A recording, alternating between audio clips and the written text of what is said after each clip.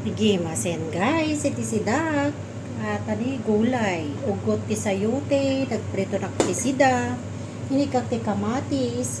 At dati bugbog gayong dito guys, nga nakita. Ayan.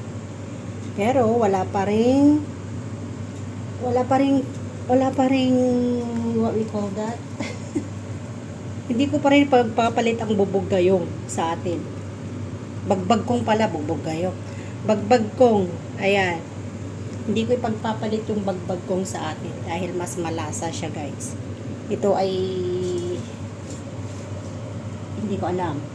Basta mas malasa yung sa atin bagbag kong. Ayan. Sarap. Craving tayo ng gulay. Mapaparami na naman tayo dito ng kanin. Ayan, ulam ko na ito guys ng ano. Kasi mag-isa lang ako dito sa tanghali. Kaya ulam ko na ito ng 2 araw or 3 araw. Lunch. Lagay ko lang sa ref. Ayan. Yummy yummy.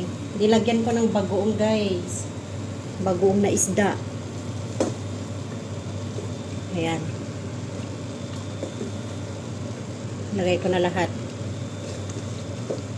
Hindi ko nilagay lahat yung ano, urgo iti, sayote ba yun? Or karabasa. Parang urgo ti sayote. Ayan. Ang aking ulam. May soup din kami guys. Ayan. Healthy ang aming soup tonight. Maraming kamatis. Tsaka patatas at pork bones. Na may carrots. Tingnan nyo naman. Yummy yummy.